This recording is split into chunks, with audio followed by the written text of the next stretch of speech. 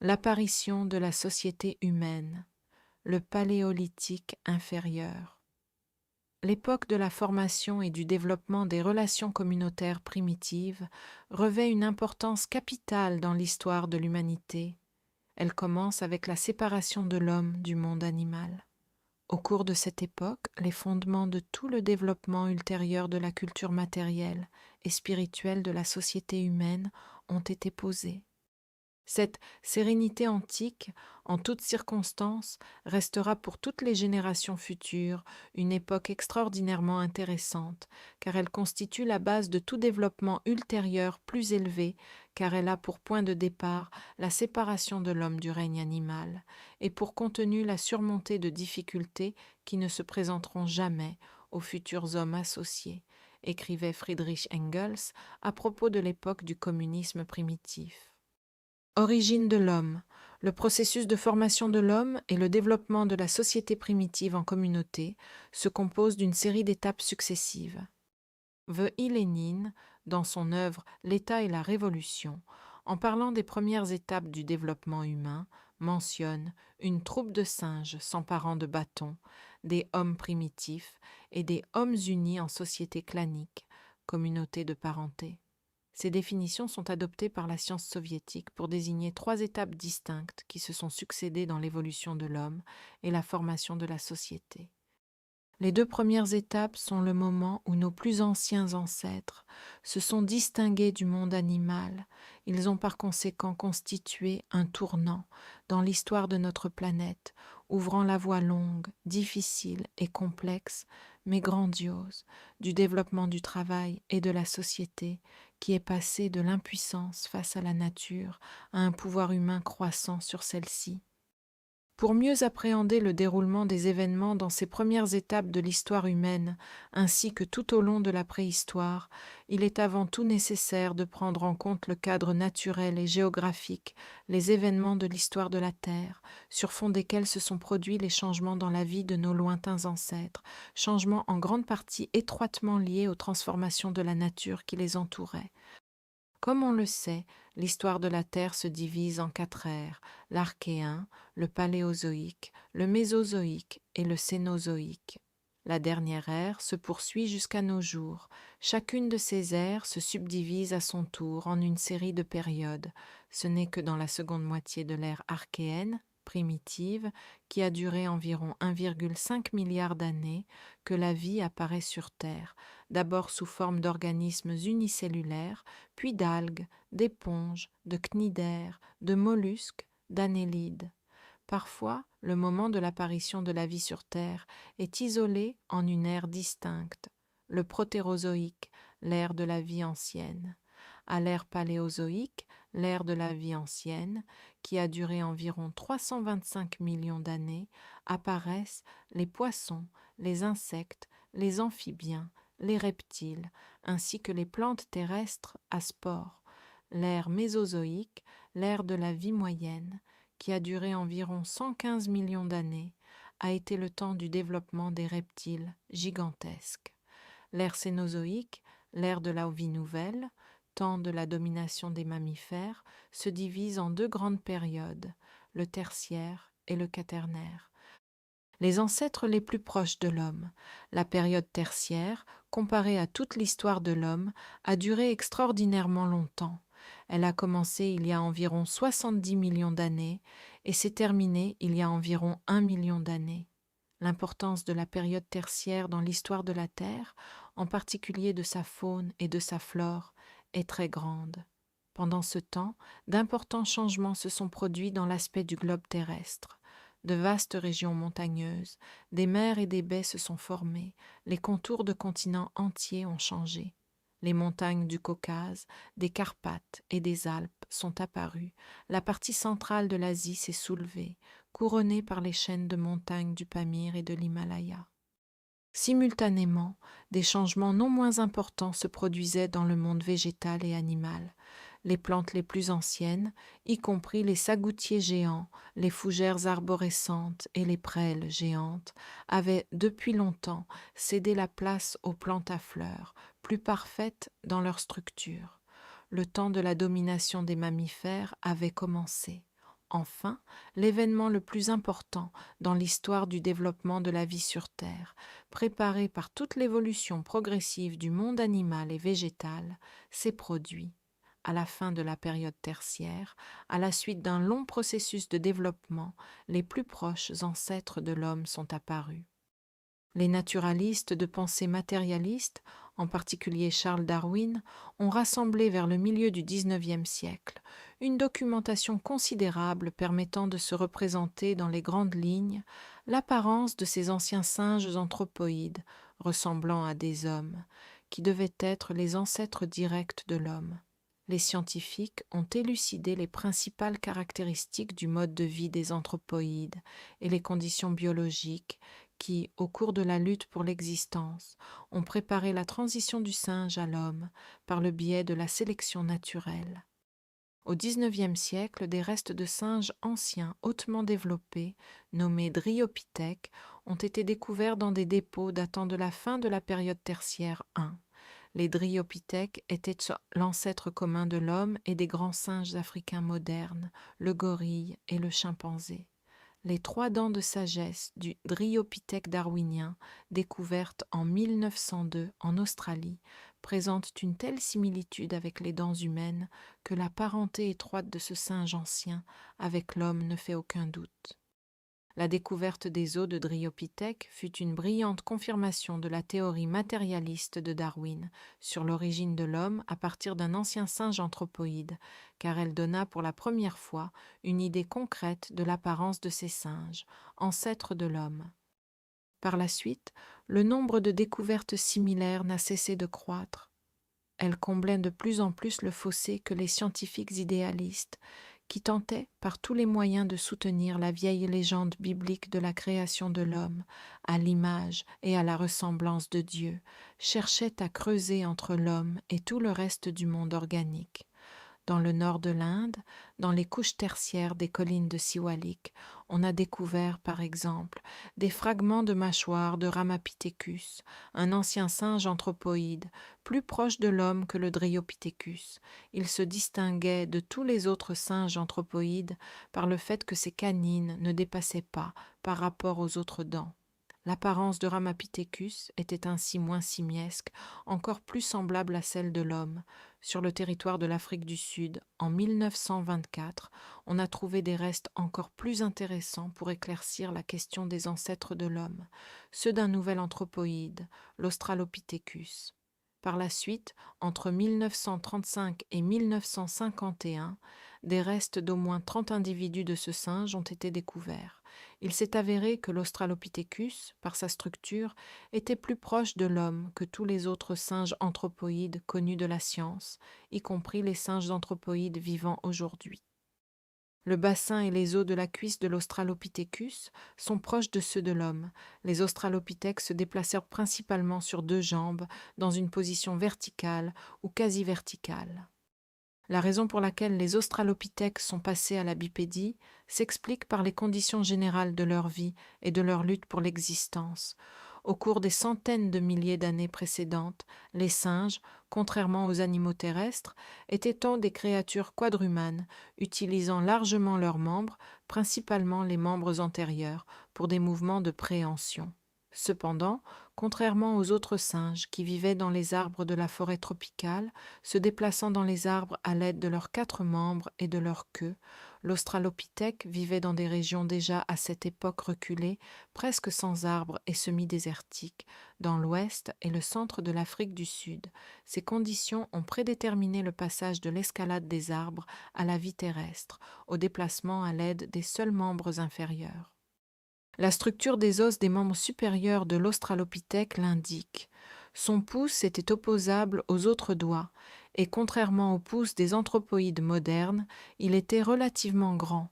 Par conséquent, les australopithèques pouvaient tout à fait effectuer avec leurs mains des opérations de préhension qui sont difficiles ou impossibles pour les grands singes actuels. La prochaine caractéristique importante de l'Australopithèque, également indissociable de la bipédie, réside dans les traits de la structure du crâne, qui indiquent une position de la tête plus verticale que chez d'autres anthropoïdes. Ceci est évident du fait que sur une partie importante de l'occiput de l'Australopithèque, il n'y avait déjà plus de muscles cervicaux puissants, qui auraient dû maintenir la tête en suspension dans une position horizontale. Cette position de la tête de l'Australopithèque a dû contribuer ultérieurement à un développement plus accéléré du cerveau et du crâne des ancêtres de l'homme.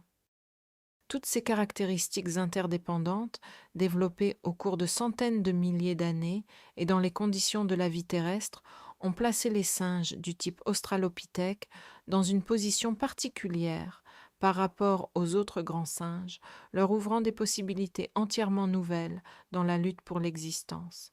La libération des membres antérieurs de leurs fonctions de soutien et l'élargissement de leurs activités de préhension ont rendu possible le développement de l'activité de l'Australopithèque sur une voie tout à fait nouvelle, celle de l'utilisation de plus en plus étendue et systématique d'objets divers, en premier lieu des bâtons et des pierres, comme outils naturels. L'énorme importance fondamentale de cette circonstance pour l'évolution ultérieure des ancêtres de l'homme est attestée par l'étude des restes d'autres animaux trouvés avec les os des australopithèques eux-mêmes.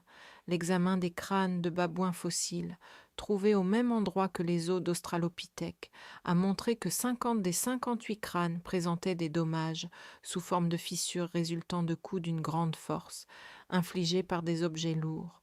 Des os de grands ongulés ont également été trouvés, dont les extrémités étaient cassées et brisées. Dans les déchets de cuisine des australopithèques, on a trouvé des fragments de carapaces de tortues, des os de lézards, des carapaces de crabes d'eau douce.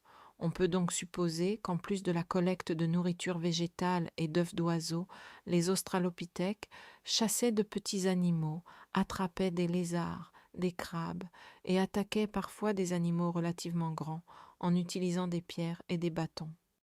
La consommation constante de viande animale par ces anciens singes, contrairement aux singes qui vivaient dans les arbres et se nourrissaient principalement de végétaux, a favorisé leur développement progressif accéléré. La nourriture carnée a permis aux ancêtres de l'homme de s'améliorer plus rapidement et plus complètement de génération en génération, car elle a eu une grande influence sur le développement de leur cerveau, fournissant au cerveau les substances nécessaires à son développement en plus grande quantité qu'auparavant et sous une forme plus concentrée et plus facilement digestible. L'approvisionnement renforcé du cerveau en substances nécessaires à sa croissance était absolument indispensable. La lutte pour l'existence était associée à l'utilisation d'outils primaires non transformés. Elle nécessitait un développement et une complexification continue de l'activité réflexe conditionnée, une augmentation de l'intelligence et de l'ingéniosité. Ainsi, l'étude des singes du type Australopithèque donne un aperçu d'un maillon spécifique et très important dans l'évolution de nos ancêtres, et de plus, montre assez clairement à quoi devaient ressembler les prédécesseurs et ancêtres directs de l'homme, non encore découverts, en raison de l'incomplétude des archives géologiques. En tout cas, il s'agissait de singes anthropoïdes très proches par leur type de l'Australopithèque, tout aussi hautement développés. Ils devaient avoir une structure physique à peu près identique à celle de l'Australopithèque et mener un mode de vie similaire au sien. Ces singes occupaient manifestement un vaste territoire en Afrique et dans le sud de l'Asie. Leur aire de répartition comprenait probablement aussi les parties sud de l'URSS, comme en témoigne la récente découverte de restes de singes anthropoïdes en Géorgie orientale. Cette espèce de singe anthropoïde était proche, pense-t-on, du Dryopithèque et a reçu le nom de Udabnopithèque, d'après le lieu-dit Udabno où les restes de ce singe ont été trouvés. Quant aux autres représentants du genre des singes, ces frères cadets de nos lointains ancêtres sont irrémédiablement restés à la traîne et en dehors de la voie principale du développement évolutif qui menait du singe à l'homme. Certains types de singes hautement développés de la fin de la période tertiaire se sont de plus en plus adaptés à la vie dans les arbres. Ils sont restés à jamais liés à la forêt tropicale. Le développement biologique d'autres singes, dans la lutte pour l'existence, a suivi la voie de l'augmentation de la taille de leur corps. C'est ainsi qu'apparurent des singes de tailles énormes, les méganthropes, les gigantopithèques, dont les restes ont été découverts dans le sud de la Chine, ainsi que des singes du type du gorille moderne. Mais leur force brute, qui leur permettait de lutter avec succès pour leur vie dans la forêt primitive, s'est accrue au détriment de la sphère supérieure de l'activité vitale, au détriment de l'évolution du cerveau. Le rôle du travail dans la distinction de l'homme du monde animal. Les singes de type australopithèque, sous la pression de la lutte pour l'existence, ont radicalement modifié leur mode de vie, passant de la vie arboricole dans la forêt tropicale à la vie terrestre à la recherche de nourriture. Simultanément, des possibilités entièrement nouvelles de développement du cerveau de ces singes se sont ouvertes, déterminées par le passage à la bipédie, ainsi que par le fait que la tête a progressivement pris une position verticale. Mais le plus essentiel, le décisif, ne résidait pas du tout dans les seules prémices purement biologiques de l'émergence de l'homme, brillamment mises au jour par Darwin. Les fondateurs du marxisme ont établi le fait essentiel que toutes ces conditions préalables biologiques pouvaient être réalisées, pouvaient servir de base à la transition de l'état animal à l'état humain, non pas par elles-mêmes, mais uniquement grâce au travail. Dans son remarquable ouvrage « Le rôle du travail dans la transformation du singe en homme », F. Engels écrivait « Le travail est la source de toute richesse, affirment les économistes. Il en est effectivement ainsi, à côté de la nature qui lui fournit la matière qu'il transforme en richesse. Mais il est encore quelque chose d'infiniment plus que cela. Il est la première condition fondamentale de toute vie humaine, et à tel point que nous devons dire, en un certain sens, le travail a créé l'homme lui-même. Les singes, mais c'est dans l'usage constant, puis dans la fabrication d'outils, d'abord sous forme de simples bâtons et de pierres taillées, que naissait l'activité laborieuse, d'abord encore largement instinctive, puis de plus en plus systématique et consciente. L'activité laborieuse n'était pas individuelle, mais collective, unissant et soudant les groupes grégaires de nos plus lointains ancêtres par des liens aussi solides et flexibles qu'aucun autre animal, menant également une vie grégaire, ne connaît ni ne peut connaître. Au cours de la consolidation, du développement et de la complexification de cette activité de travail primaire, tout l'organisme de nos ancêtres a évolué de manière tout aussi lente, mais irrésistible et cohérente. Tout d'abord, leurs mains se sont de plus en plus développées, et avec elles le cerveau. L'activité nerveuse supérieure s'est approfondie et élargie. Au stade initial de la formation de l'homme, auquel appartient l'apparition des singes, du type australopithèque, ne se faisaient bien sûr qu'esquisser les prémices de l'activité laborieuse. Mais c'est précisément d'ici, de la profondeur la plus reculée des millénaires, que commence le chemin vers le travail au sens véritable du terme, vers la fabrication intentionnelle d'outils artificiels par les hommes primitifs. L'important dans le travail, dans l'obtention des moyens de subsistance à l'aide d'outils de travail artificiellement produits par les hommes, des liens sociaux naissaient et se renforçaient.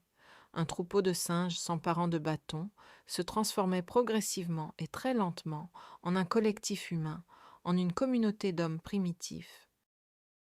Une grande réussite de la science d'avant-garde à la fin du XIXe siècle fut la découverte des restes d'êtres encore plus hautement organisés que l'australopithèque. Ces restes datent entièrement de la période quaternaire, qui se divise en deux étapes, le Pléistocène, qui s'étend approximativement jusqu'au 8e à 7e millénaire avant notre ère et englobe les périodes préglaciaires et glaciaires, et l'étape actuelle, l'Holocène. Ces découvertes ont entièrement confirmé les points de vue des naturalistes d'avant-garde du XIXe siècle et la théorie de F. Engels sur l'origine de l'homme.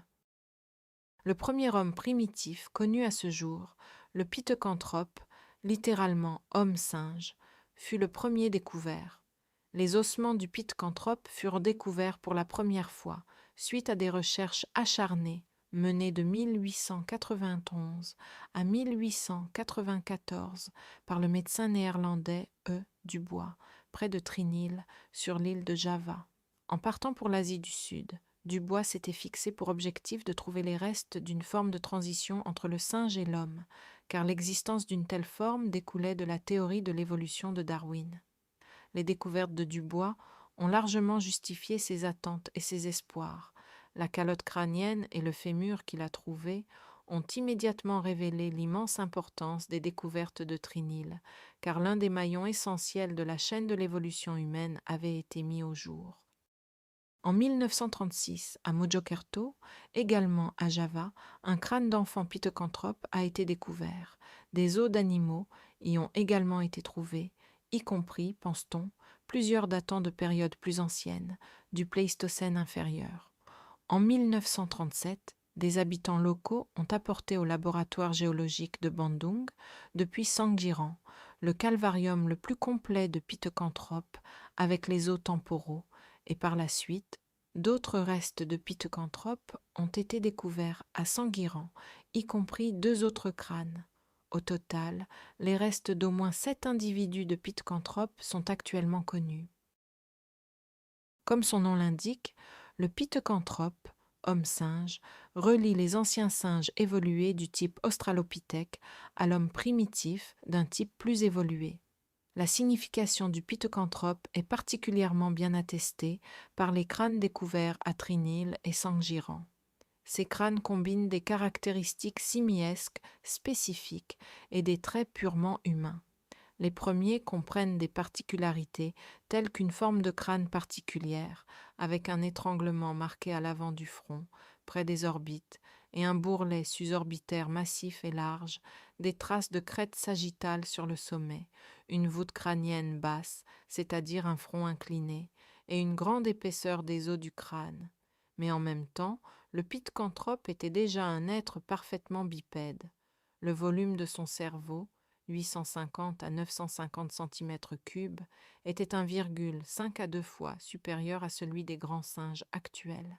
Cependant, par ses proportions générales et le degré de développement de ses lobes cérébraux, le pithecanthrope se rapprochait davantage des anthropoïdes que de l'homme.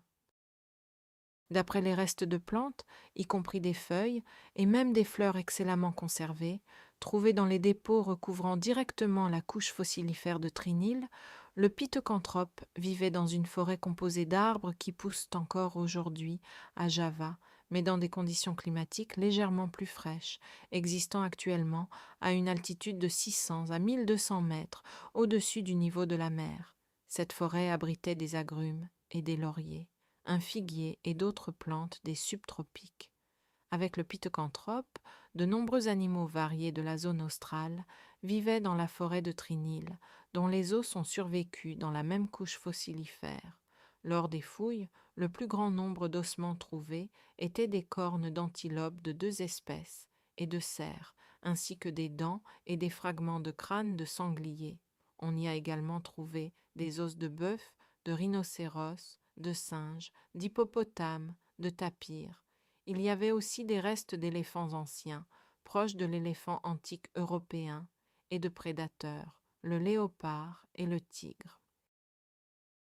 On pense que tous ces animaux, dont les ossements ont été trouvés dans les dépôts de Trinil, sont morts à la suite d'une catastrophe volcanique. Lors de l'éruption du volcan, les pentes boisées des hauteurs ont été ensevelies et brûlées par une masse de cendres volcaniques incandescentes. Ensuite, les torrents de pluie ont creusé de profonds canaux dans l'épaisse couche de cendres meubles et ont transporté dans la vallée de Trinil les ossements de milliers d'animaux morts. C'est ainsi que s'est formé le gisement fossilifère de Trinil. Quelque chose de similaire s'est produit lors de l'éruption du volcan Clut dans la partie orientale de Java en 1852. Selon des témoins oculaires, la grande rivière navigable Brantas, qui contournait le volcan, a gonflé et a monté très haut. Son eau contenait au moins 25% de cendres volcaniques mélangées à de la ponce. L'eau était d'un noir absolu et charriait une telle quantité de bois flotté, ainsi que des cadavres d'animaux, y compris des buffles, des singes, des tortues, des crocodiles et même des tigres, que le pont situé sur la rivière, le plus grand de tous les ponts de l'île de Java, a été brisé et complètement détruit. Avec les autres habitants de la forêt tropicale, les pithecanthropes dont les ossements ont été découverts à Trinil ont manifestement été victimes d'une catastrophe similaire dans la plus haute Antiquité. Ces conditions particulières, liées aux découvertes de Trinil, ainsi qu'à celles des ossements de Pitcairntrope dans d'autres lieux de Java, expliquent pourquoi aucune trace d'utilisation d'outils par les Pitcairntrope n'y a été trouvée. Si les restes osseux des Pitcairntrope avaient été trouvés sur des sites de campement temporaires, la présence d'outils aurait été très probable. En tout cas, compte tenu du niveau général de développement physique du Pitcairntrope, il faut supposer qu'il fabriquait déjà des outils et les utilisait constamment, y compris non seulement en bois, mais aussi en pierre. La preuve indirecte que le Pitcairntrope fabriquait des outils en pierre réside dans les artefacts grossiers en quartzite découverts dans le sud de l'île de Java, près de Pacitan, avec les restes des mêmes animaux dont les os ont été trouvés à Trinil, dans la même couche sédimentaire que les os du Pitcairntrope. On peut ainsi conclure que le Pitcairntrope et les êtres qui lui sont proches marquent la fin de la période initiale de la formation de l'homme. C'était, comme nous l'avons vu, cette époque très reculée, où nos ancêtres menaient une vie de troupeau et commençaient seulement à passer de l'utilisation des objets naturels, tout fait à la fabrication d'outils.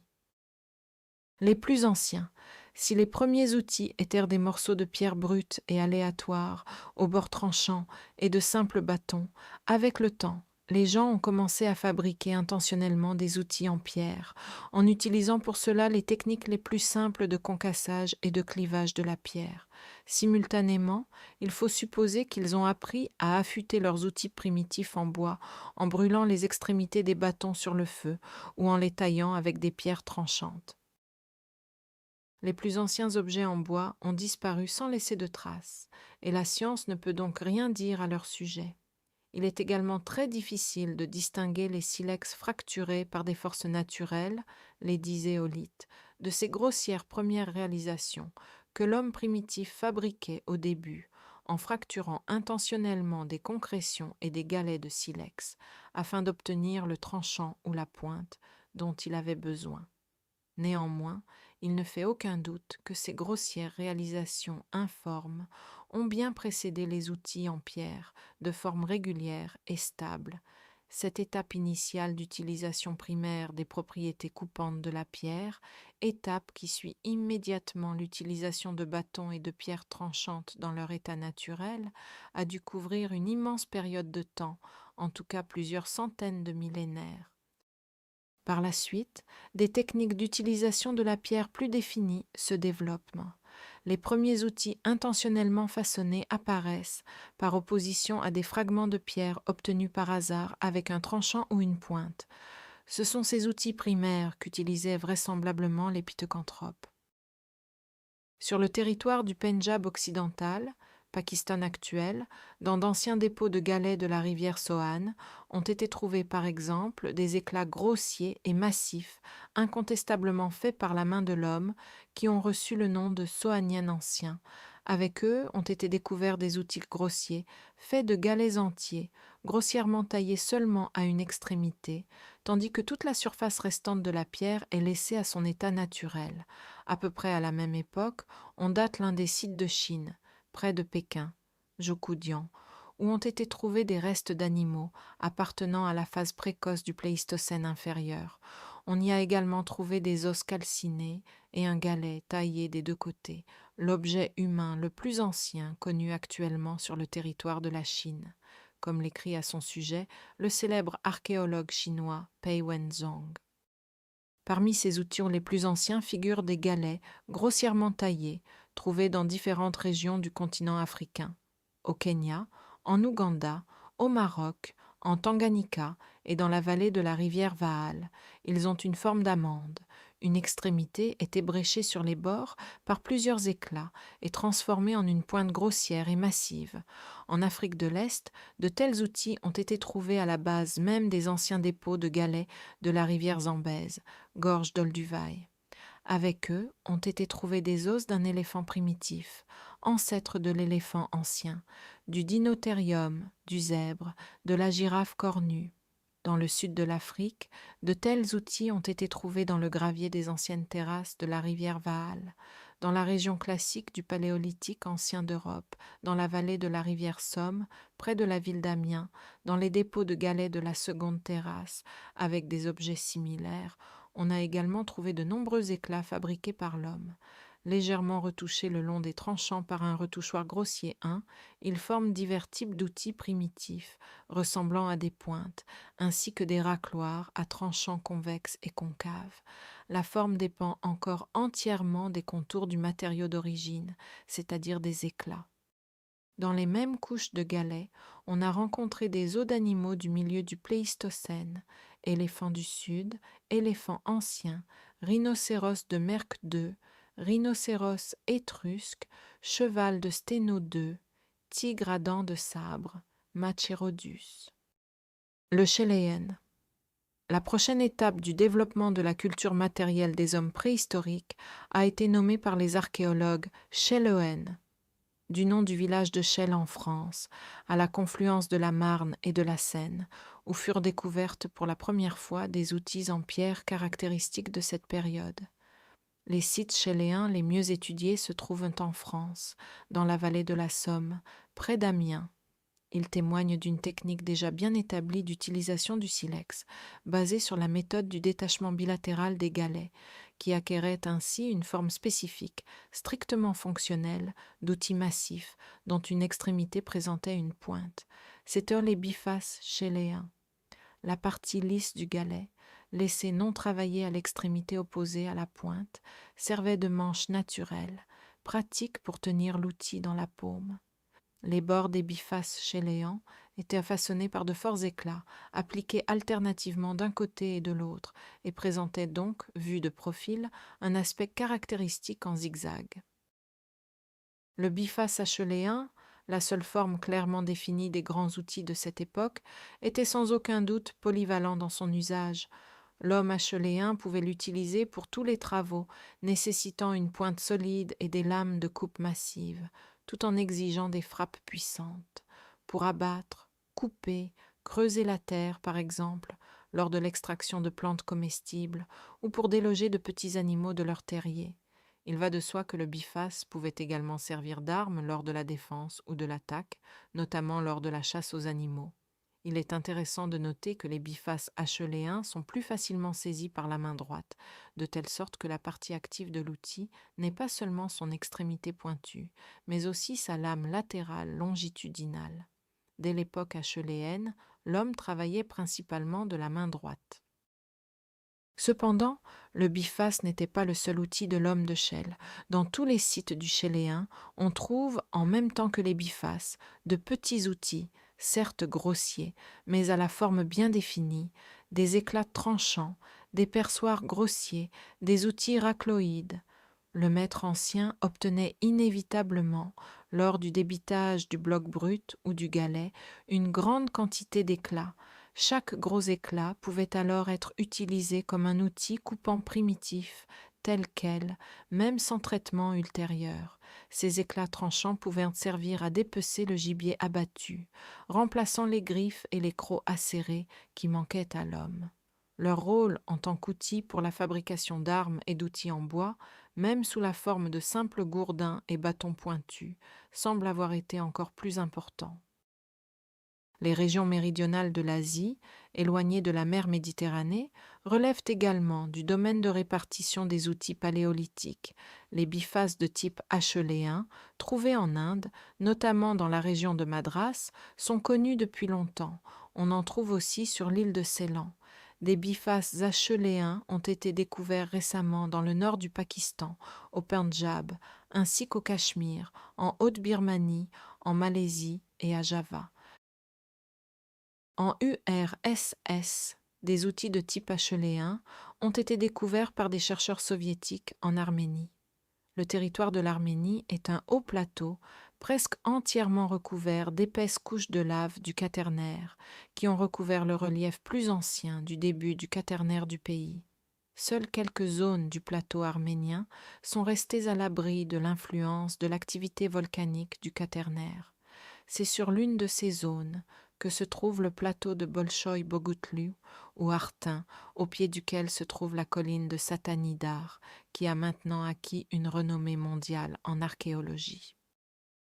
Sur les pentes de Satanidara, parsemées d'éclats de verre volcanique, l'obsidienne, on a trouvé des morceaux de cette pierre travaillés par l'homme.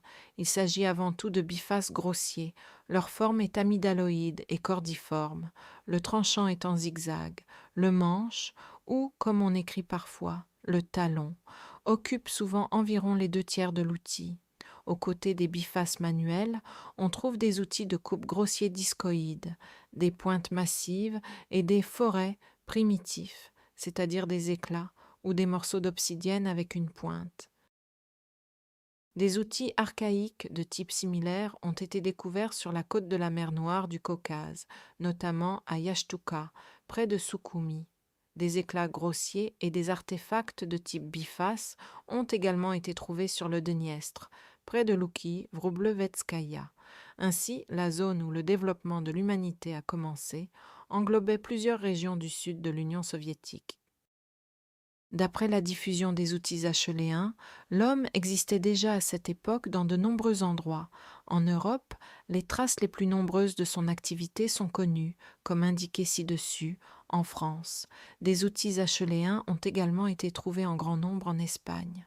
L'abondance des découvertes acheléennes en Afrique confirme que ce continent, en particulier la vallée du Haut-Nil et les régions aujourd'hui désertiques qui y sont adjacentes, était l'un des endroits où l'homme vivait déjà à cette époque. Les découvertes les plus récentes sur le territoire de l'Afrique du Nord, à Ternifine, Algérie, sont également d'une valeur exceptionnelle. Ici, lors de l'exploitation du grès, depuis les années 70 du siècle dernier, on a souvent trouvé des os d'animaux du Pléistocène inférieur. Un gros éléphant, l'Atlantoloxodon antiquus, y compris un crâne entier de cet éléphant, des os d'hippopotame, de rhinocéros, de zèbre, de girafe, de chameau, d'un gros babouin, d'une antilope, ainsi que d'un tigre à dents de sabre, le Machairodus. Avec ces os, on trouvait des bifaces grossiers, similaires à ceux de Tchel, en grès dense, en calcaire et plus rarement en silex, y compris des bifaces à section triangulaire, travaillés des deux côtés. En 1934, à Ternifine, dans les mêmes conditions, dans les mêmes couches, des restes des premiers hommes ont également été découverts. Ainsi, il est établi pour la première fois avec une clarté totale que les hommes les plus anciens, proches par leur niveau de développement du pithecanthrope et ayant en même temps déjà des traits de ressemblance avec l'homme plus développé, le synanthrope, fabriquaient, comme il fallait s'y attendre, des outils précisément de type acheléen et utilisaient dans leur vie de travail des bifaces de formes acheléennes. Les conditions de vie de l'homme à l'époque acheléenne. Pour imaginer les conditions dans lesquelles vivait l'homme acheléen, il faut d'abord examiner les restes d'animaux découverts lors de fouilles, trouvés avec des outils acheléens ou dans les dépôts où ces outils sont rencontrés. En France, il s'agissait d'animaux du sud d'un passé lointain antéglaciaire, l'hippopotame, l'ancien éléphant aux défenses droites, le rhinocéros de Merck, le cheval de Sténo, le castor géant. L'homme de Chelles, en France, dans la région de l'actuel Paris, était donc entouré d'une nature similaire à celle dans laquelle vivait le pithecanthrope à Java. Dans des conditions similaires, vivait l'homme de Chelles, également sur le territoire de l'URSS. Les conditions dans lesquelles on découvre les outils acheléens, gisant dans des dépôts de galets d'anciennes terrasses fluviales, montrent que l'homme de cette époque vivait en petits groupes et menait une vie nomade le long des rives des rivières, des lacs et dans la profondeur de la forêt subtropicale. Pendant la pluie ou la chaleur, des groupes denses d'arbres ou d'arbustes, des abris rocheux et, au mieux, des abris rudimentaires en forme de huttes faites de branches grossièrement jetées pouvaient servir d'abri à l'homme. Les vêtements étaient absents ou se limitaient à des capes faites de peaux d'animaux non traités. La production de feu n'était pas connue. Le maximum que l'homme pouvait faire était de maintenir le feu pendant un certain temps, lorsqu'il était né indépendamment de sa volonté. Les découvertes d'os de grands animaux associés à des outils acheléens semblent indiquer que les humains de cette époque tuaient parfois des animaux géants à peau épaisse. Mais il suffit de regarder les artefacts acheléens primitifs pour se convaincre qu'une telle chasse ne pouvait pas encore être systématique. La principale source de subsistance des humains de l'Acheléen était probablement la chasse aux petits animaux. Ce n'est que dans de rares cas qu'ils parvenaient à exploiter l'inexpérience des jeunes de grands animaux ou à abattre un gros animal. La collecte de plantes comestibles sauvages, abondantes dans les subtropiques, ainsi que d'insectes et de lézards, devait également revêtir une grande importance. Mais le plus important, d'un point de vue historique, était que le chasseur-cueilleur du Chéléen se tenait déjà fermement et irrévocablement sur la voie du développement humain. À partir de ce moment, l'humanité la plus ancienne a suivi la voie du progrès, conditionnée par le développement et la complexification de l'activité collective de travail, cette force qui a distingué l'homme du monde animal, puis l'a élevé bien au-dessus de la nature. Le développement ultérieur du travail se reflète dans le perfectionnement des outils en pierre et des techniques de leur fabrication. Période acheuléenne. Partout où l'on rencontre des outils grossiers de la période chéléenne, ils sont remplacés par de nouveaux outils, fabriqués de manière plus soignée et plus habile, les outils acheuléens. Le biface acheuléen se distingue des bifaces chéléens, principalement par ses contours réguliers en amande, triangulaires ou ovales. La surface des bifaces acheléens est généralement entièrement travaillée par des enlèvements d'éclat, témoignant déjà d'une bonne connaissance des propriétés du silex, d'une main d'artisan incomparablement plus habile, qui portait désormais des coups précis et bien calculés. Si l'homme de la période chéléenne ne pouvait porter que des coups forts et brutaux, qui laissaient de profondes échancrures sur le bord de l'outil, l'homme acheléen avait appris à détacher de la pierre des éclats fins et plats. Le tranchant des bifaces acheléens n'était donc plus en zigzag, mais droit et aiguisé. Les formes des outils fabriqués à partir d'éclats s'améliorent, des séries d'objets spécifiques se répètent de manière stable, pointes, racloirs et les soi-disant forêts. Les changements dans le mode de vie des gens étaient également importants. À l'époque acheléenne, les camps de chasse apparaissent pour la première fois et des établissements plus ou moins permanents font leur apparition. Un exemple remarquable de tels établissements sont les découvertes de Torralba, Espagne, du début de l'Acheléen. L'ancien établissement était situé ici à une altitude de 112 mètres, au-dessus du niveau de la mer, sur la rive d'un ancien lac. Des éléphants, des rhinocéros, des taureaux, des cerfs et des chevaux venaient au lac pour boire, sur ces rives couvertes d'une végétation luxuriante, devenant la proie des hommes primitifs. De nombreux os de ces animaux ont survécu sur le site, y compris des crânes entiers d'éléphants du sud, avec des défenses atteignant 3 mètres de long, des os de rhinocéros étrusques et de rhinocéros de Merck, et de cheval de Sténon. Avec les os d'animaux, de nombreux bifaces en quartzite, calcédoine et grès, ainsi que des objets courants en éclats, ont été découverts dans la couche culturelle.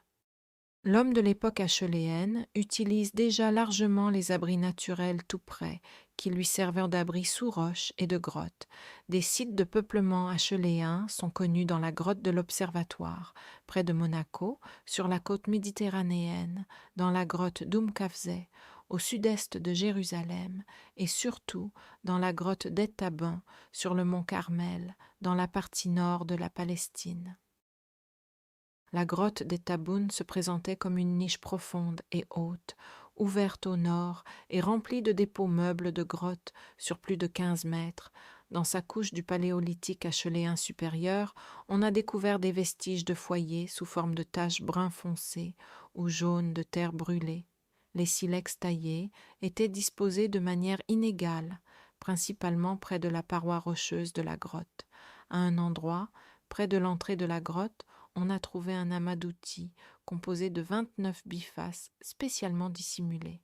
Au total, dans les zones excavées de la grotte, environ 50 000 objets ont été trouvés, la masse écrasante étant constituée d'outils finis et achevés, biface, grattoir, pointe, éclat et lamelles retouchées.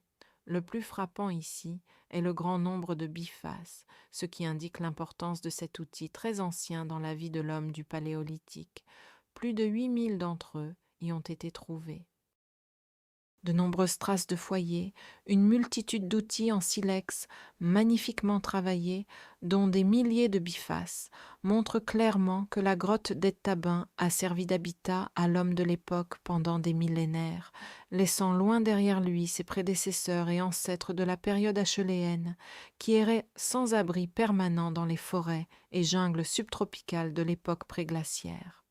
Le feu est devenu maintenant, avec les outils, la base de l'existence humaine et le pilier de la communauté primitive dans sa lutte contre la nature.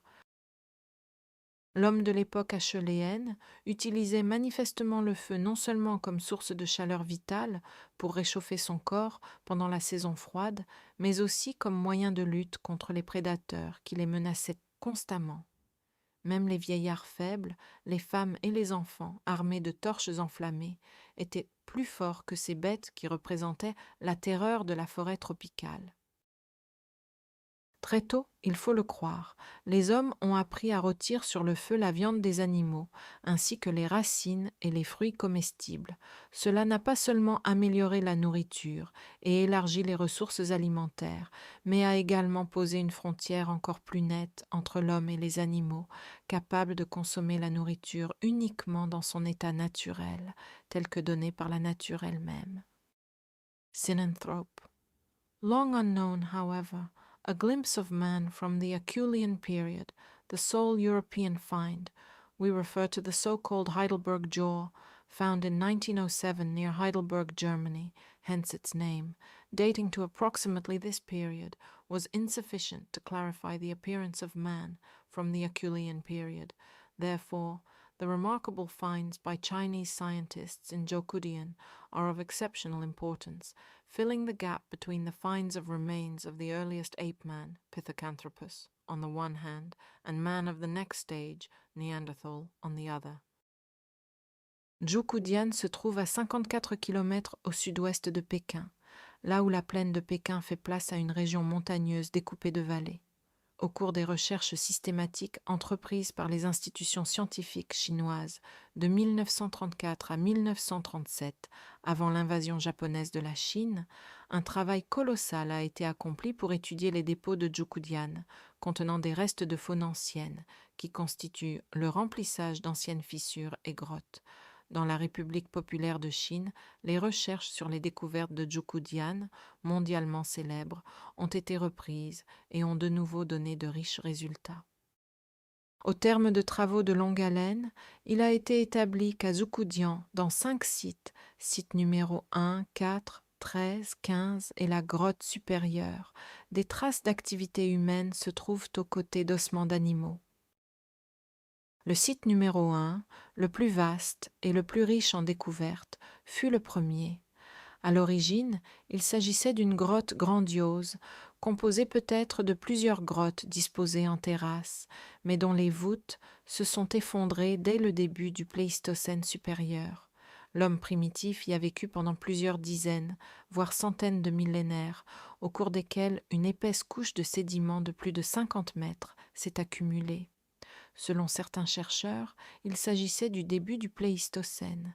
Selon d'autres, plus probable, l'occupation de la grotte principale de Zhoukoudian par les premiers hommes remonte au Pléistocène moyen, c'est-à-dire à la fin de la deuxième glaciation ou à la période interglaciaire séparant la deuxième glaciation de la période glaciaire suivante, la troisième, dans l'Himalaya.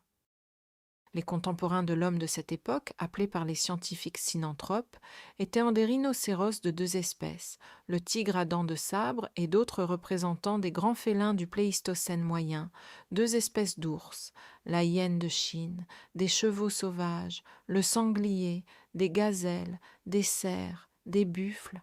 Le synanthrope chassait principalement le cerf. Parmi les os d'animaux trouvés dans la grotte, 70% appartiennent au cerf. De plus, le synanthrope consommait des plantes comestibles, en particulier des baies et des fruits, y compris la cerise sauvage. La caractéristique la plus remarquable des dépôts du site numéro 1 est la présence de puissantes couches de cendres, indiquant que le synanthrope utilisait le feu de manière large et quotidienne, brûlant des arbustes dans des feux de camp, bien qu'il ne sût peut-être pas encore produire artificiellement le feu. Les outils en pierre trouvés ici sont principalement fabriqués à partir de grès, de quartz, ainsi que, en partie, de quartzite, de roches volcaniques, de cornéennes et de silex. Le synanthrope utilisait généralement comme matière première pour la fabrication de ces outils des galets de rivière polis par l'eau, qu'il abattait grossièrement sur un bord.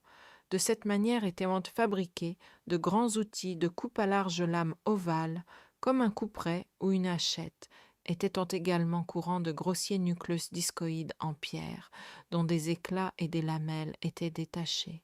Les éclats et les lamelles étaient utilisés comme outils de coupe. Un simple retouchoir sur le bord les transformait en racloirs ou en pointes. Ainsi, les restes. Au cours du développement du travail, une caractéristique purement humaine s'est également affirmée de plus en plus clairement chez le synanthrope, la prédominance de la main droite. Contrairement aux animaux, dont les membres antérieurs sont développés de manière strictement symétrique, et même par rapport au pithécanthrope, la main droite du synanthrope supportait une charge de travail incomparablement plus importante que la main gauche. Ceci est démontré par le fait que le cerveau du synanthrope a une structure asymétrique. Une moitié de son cerveau est plus développée que l'autre. Dispersion des populations de type synanthrope.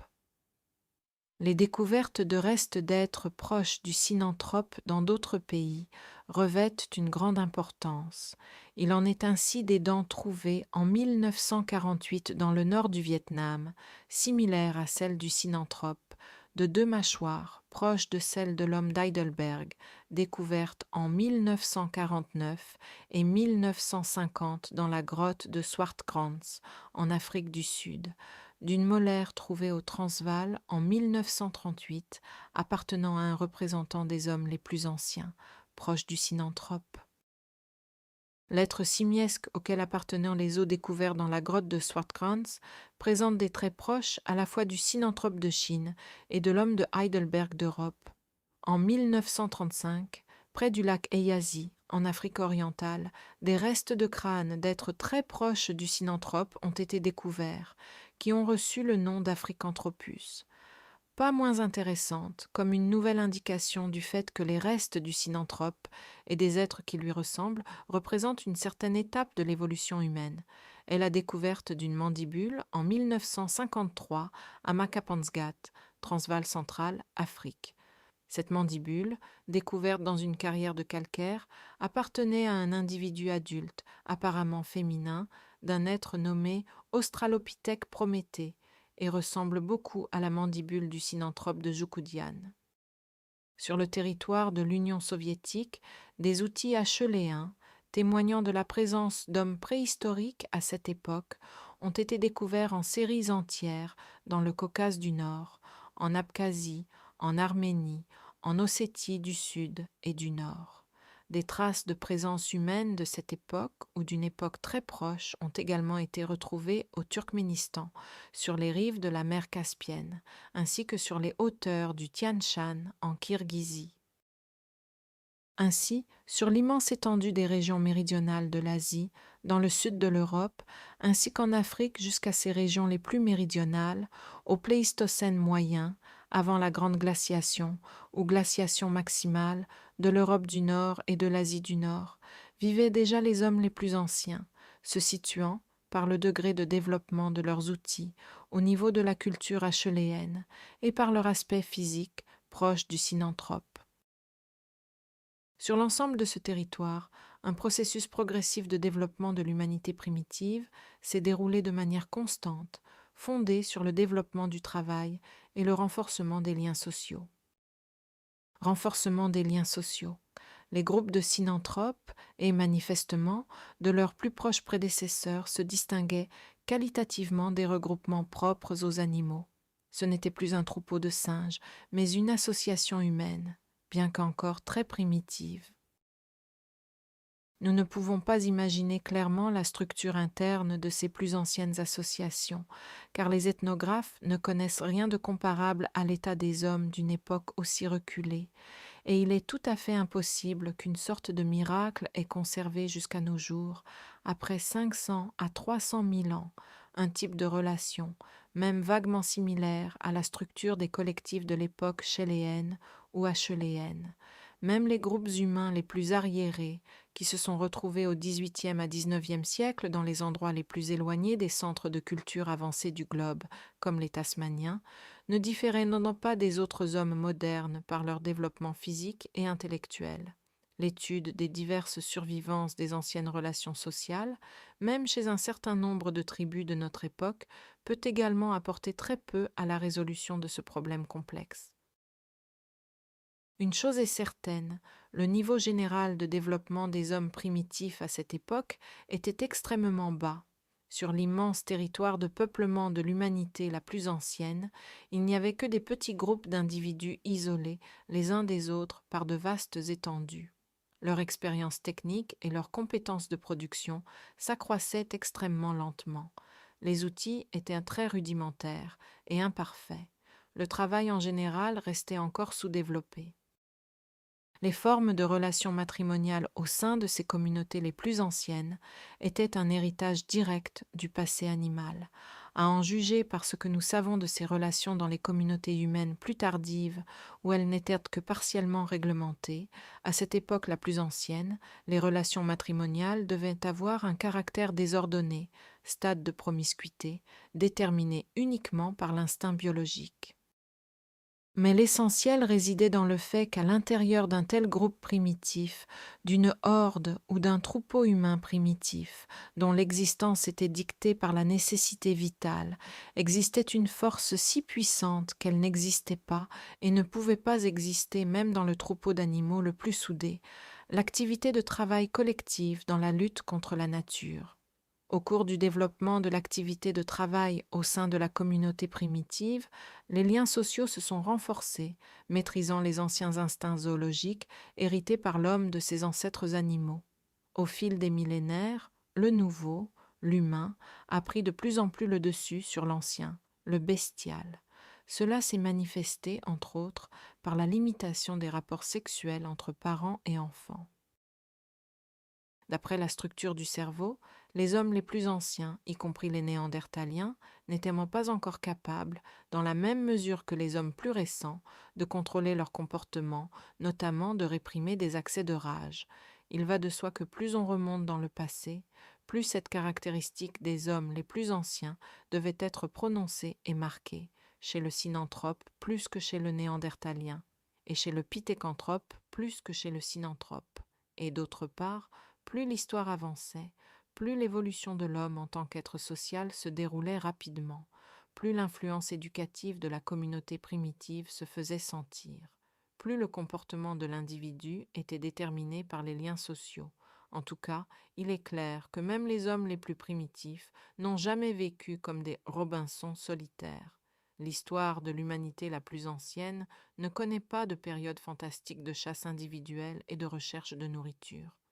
La force des hommes primitifs, leur avantage sur les prédateurs les plus forts et les plus dangereux, résidait dans le fait qu'ils n'agissaient pas seuls, mais en collectif, unis par l'activité de travail, la lutte commune contre la nature. Développement de l'activité nerveuse supérieure de l'homme. Le développement ascendant continu de l'esprit humain est clairement démontré par l'augmentation progressive du volume du cerveau de nos ancêtres et la complexification de sa structure, en particulier du cortex et des parties du cerveau associées aux fonctions supérieures de la pensée, comme en témoigne le relief de la cavité crânienne interne, correspondant au volume et à la forme du cerveau. Fait remarquable, les moulages en plâtre de la cavité crânienne du pithécanthrope montrent clairement, par exemple, que le lobe frontal du cerveau était beaucoup moins développé chez lui que chez les humains plus tardifs. La partie pariétale du cerveau présentait également des traits structurels primitifs. En étudiant ces caractéristiques du cerveau du pithecanthrope, les chercheurs ont conclu que les centres d'attention et de mémoire n'étaient pas encore suffisamment développés chez lui et que sa capacité de penser restait rudimentaire. L'évolution progressive du cerveau du synanthrope s'est exprimée, comme nous l'avons déjà vu, dans l'asymétrie de sa structure directement conditionnée par la croissance du travail. Elle s'est également manifestée dans d'autres changements, non moins importants, de cet organe. Si le cerveau du pithecanthrope, avec un volume moyen d'environ 870 cm3, dépassait considérablement en taille celui de l'australopithèque et encore plus celui des singes anthropoïdes de notre époque, le cerveau du synanthrope a encore augmenté davantage, atteignant en moyenne un volume de 1040 cm3, et l'un des crânes avait même une capacité de 1225 cm3. La voûte crânienne du synanthrope, plus haute que celle du pithecanthrope, a également augmenté en raison de l'augmentation générale de son cerveau, ce qui, à son tour, doit être considéré comme étant inextricablement lié au développement progressif de la structure globale du crâne, à la formation de nouvelles caractéristiques humaines en son sein, ainsi qu'à la structure de sa partie faciale. La tête du synanthrope devait donc avoir une apparence considérablement plus humaine que celle de son prédécesseur, le pithecanthrope. Le développement de la psyché humaine s'est fait en étroite relation avec l'évolution de son activité laborieuse. L'état, dit Marx, où le travail humain n'est pas encore libéré de sa forme primitive, instinctive, appartient aux profondeurs des temps préhistoriques. C'était l'époque des premières formes de travail instinctive, animale. 1. Plus le développement de l'activité collective des hommes progressait, plus, bien entendu, la pensée humaine devenait riche et complète.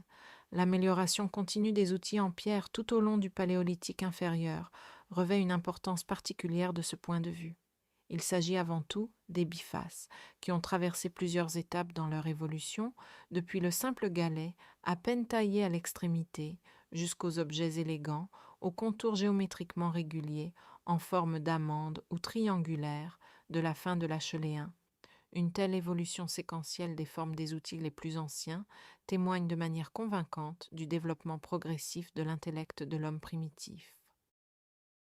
Avant d'obtenir l'outil fini, il fallait trouver le matériau approprié et évaluer correctement ses qualités techniques. Ensuite, une série d'opérations suivait pour libérer préliminairement la pierre de sa croûte, pour la mise en forme initiale de l'outil à l'aide d'un percuteur spécial, et enfin, pour sa finition finale, peut-être pas avec un percuteur, mais avec un outil plus approprié comme un maillet en bois ou un racloir. I.P. Pavlov a montré que dans le développement de l'activité nerveuse supérieure chez les animaux et l'homme, il faut distinguer deux de ces types particuliers. Un type est représenté par le premier système de signalisation, au-dessus duquel même les animaux les plus hautement organisés ne se sont pas élevés. Les animaux ne sont capables de percevoir que des signaux concrets, des stimuli qui parviennent à leur cerveau du monde extérieur. L'énergie d'un stimulus externe n'apparaît dans le système nerveux de signalisation que comme un réflexe, comme une expérience concrète et sensible sous forme de sensation, ne reflétant que les qualités partielles et concrètes de certains objets du monde extérieur. L'animal ressent, par exemple, la chaleur ou le froid, le goût de tel ou tel objet et réagit en conséquence par son comportement dans la lutte pour l'existence. L'importance réside alors dans le fait que la nécessité pour les animaux de s'adapter avec succès dans la lutte pour l'existence aux conditions changeantes de leur environnement exige une flexibilité de comportement, c'est-à-dire un changement rapide de réaction. Ce changement rapide de réaction est assuré par des réflexes conditionnés, non innés, mais acquis. Les réflexes conditionnés permettent aux animaux de détecter la nourriture par des signes aléatoires et temporaires qui leur servent de stimuli conditionnés, les incitant à se déplacer vers la source de nourriture. Sans cela, les animaux ne pourraient pas chercher de nourriture dans un environnement complexe et changeant et s'éteindraient.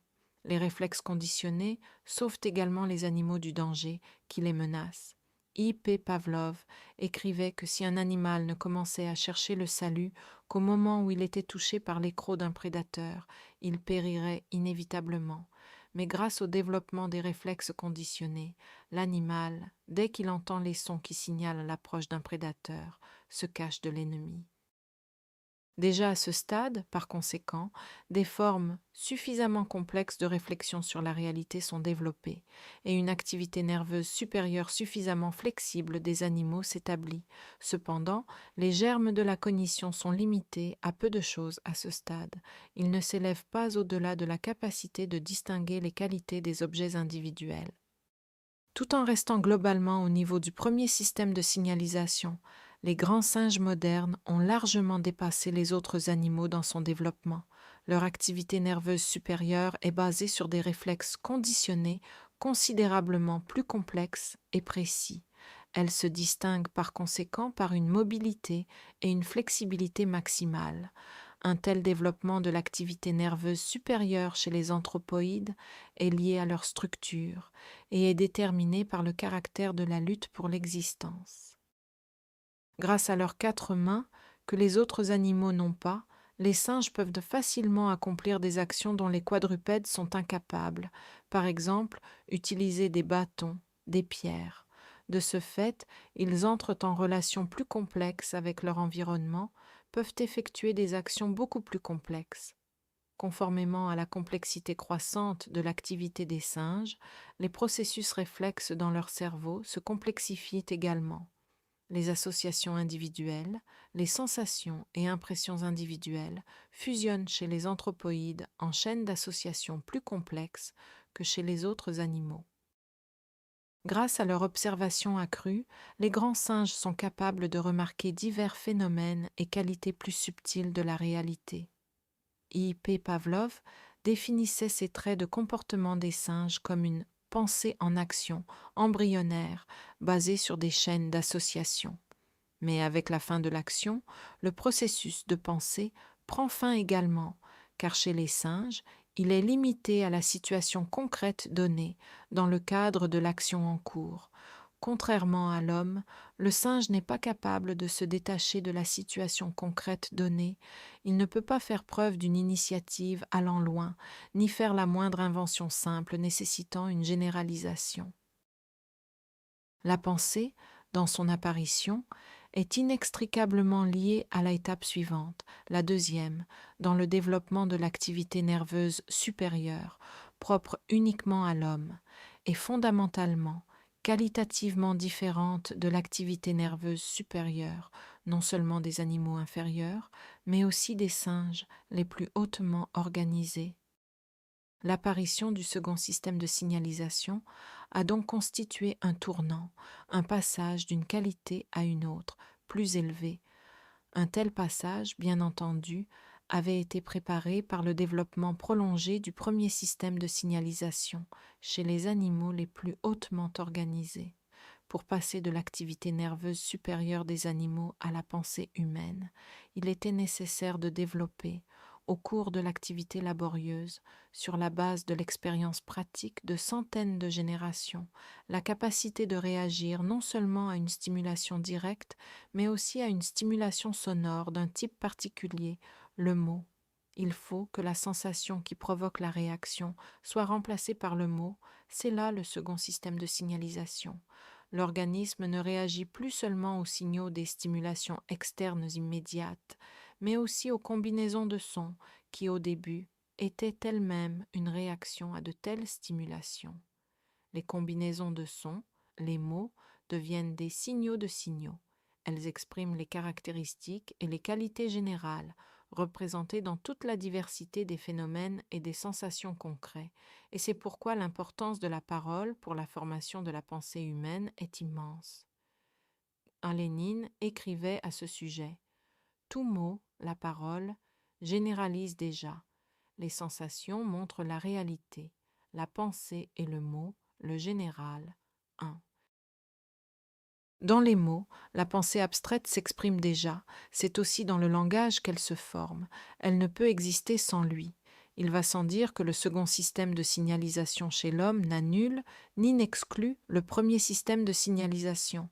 Au contraire, la richesse et la complexité de l'activité du cerveau humain sont déterminées précisément par le fait que l'homme possède à la fois le premier et le second système de signalisation, étroitement liés l'un à l'autre. Il convient de souligner que, étant une forme plus parfaite de l'activité nerveuse supérieure, le second système de signalisation a également modifié de manière significative chez l'homme le fonctionnement de son premier système de signalisation. Grâce à la parole, l'homme perçoit et ressent le monde différemment de l'animal. Il le connaît dans le processus de son expérience sociale.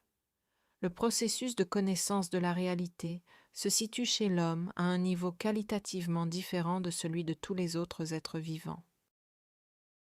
En reflétant la réalité sous des formes logiques de pensée, c'est-à-dire en passant des sensations, des impressions et des représentations concrètes et sensibles, des images aux concepts abstraits et généraux, l'homme isole l'essentiel dans les objets et les phénomènes.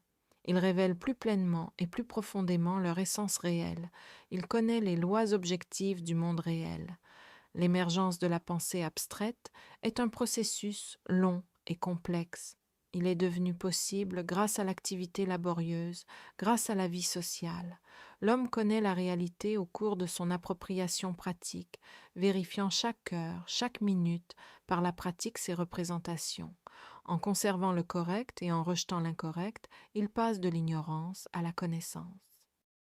Les premiers hommes étaient bien sûr encore extrêmement éloignés d'une connaissance quelconque profonde de la réalité, de la domination sur la nature, armés seulement de bâtons et d'outils rudimentaires en pierre, n'ayant que partiellement émergé du règne animal, ils se trouvaient au tout début du grand chemin du progrès humain.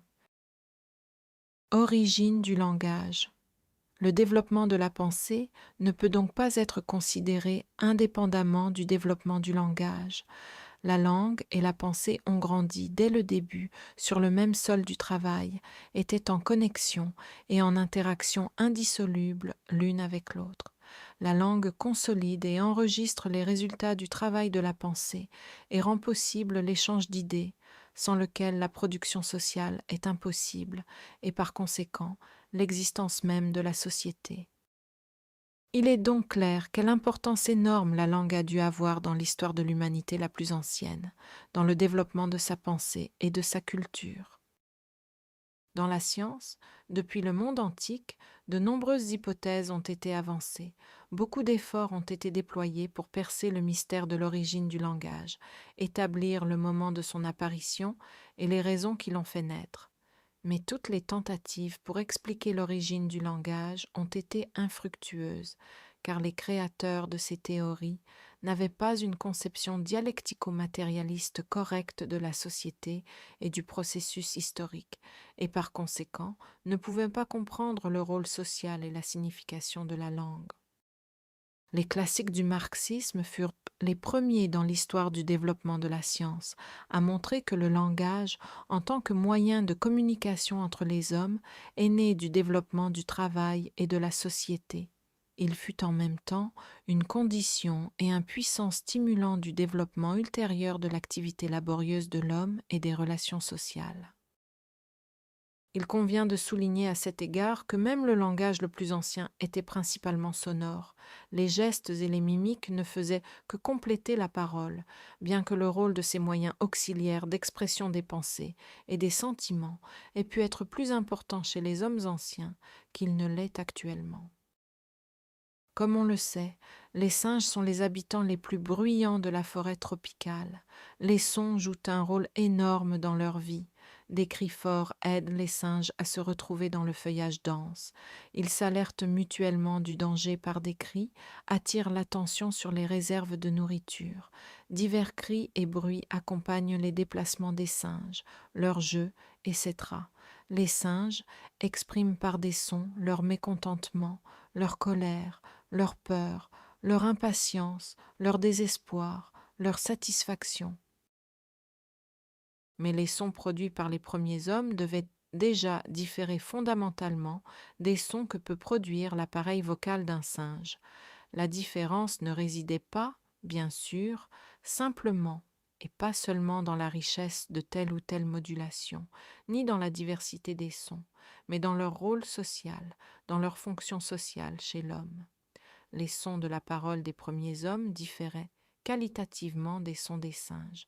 Ils se trouvaient à peu près dans le même rapport que les outils de travail utilisés par les hommes primitifs, même les plus simples et les plus primitifs, par rapport aux bâtons et aux pierres que les singes utilisent parfois.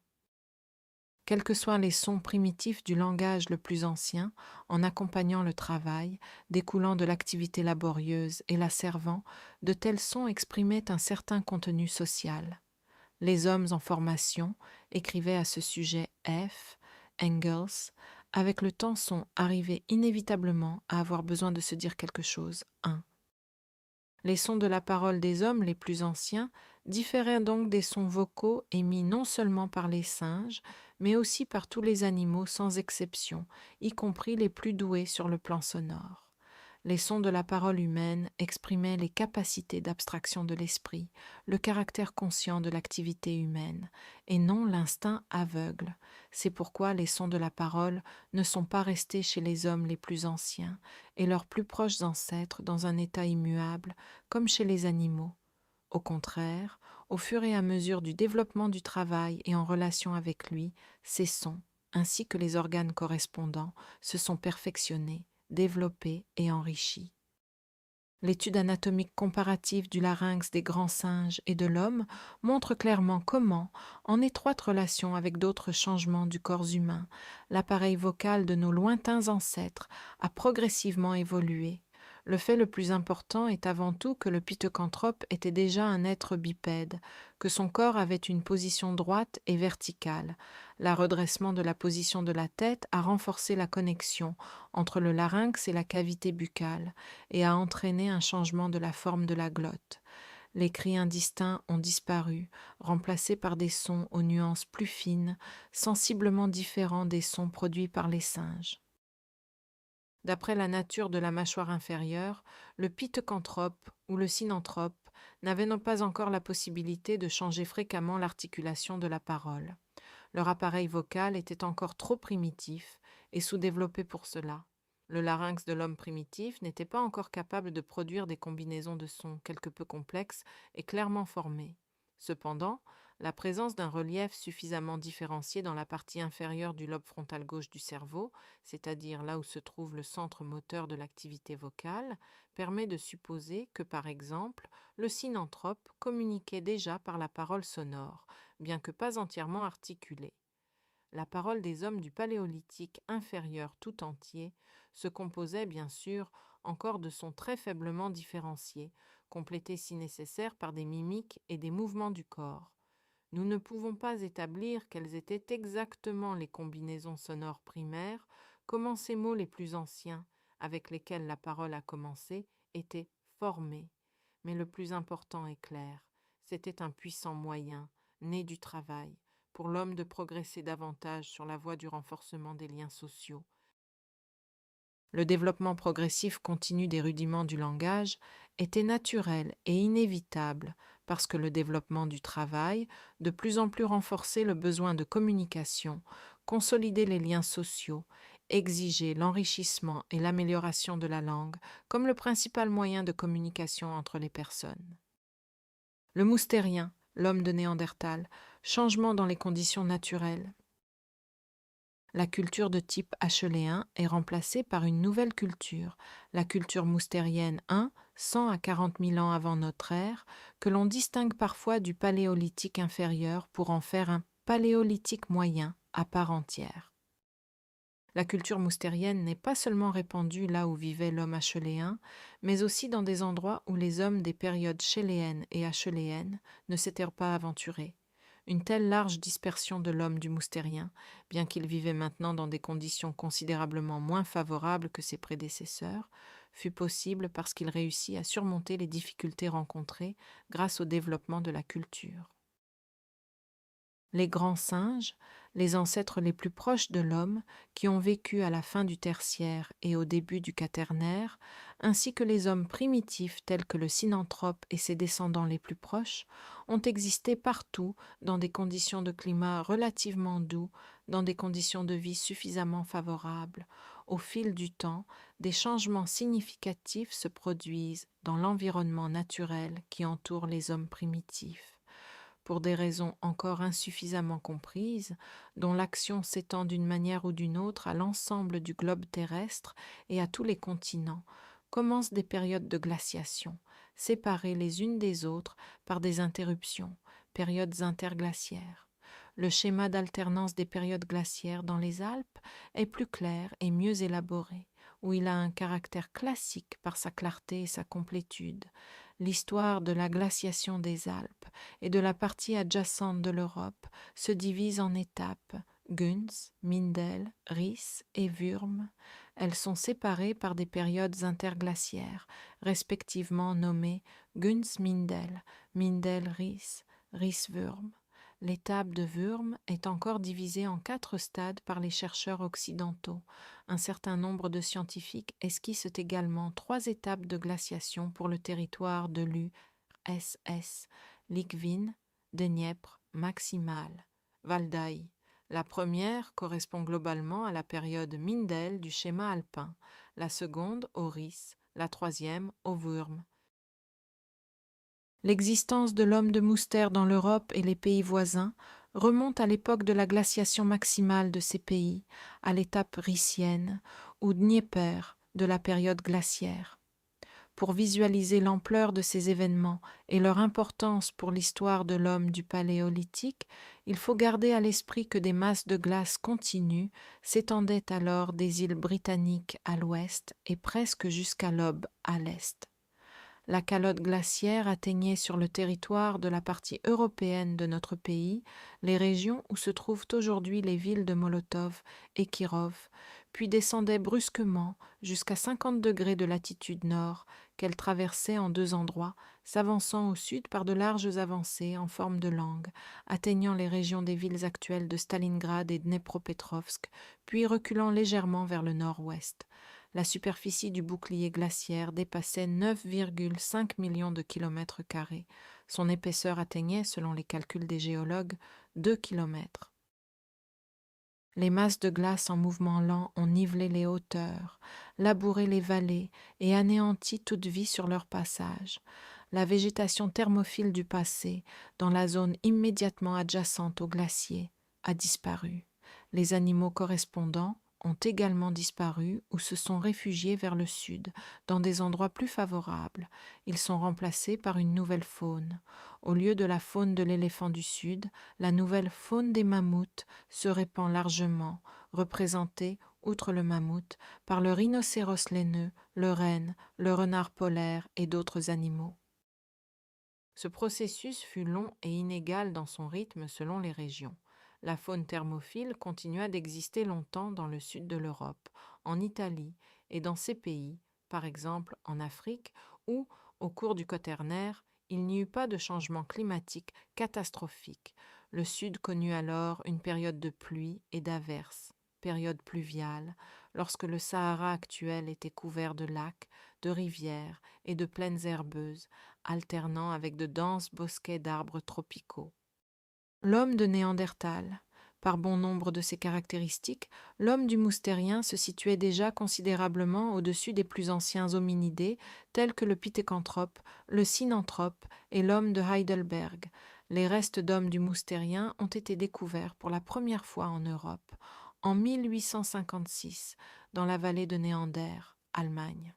De nouvelles découvertes ont suivi, en Espagne, en Belgique, en Yougoslavie, en France, en Italie.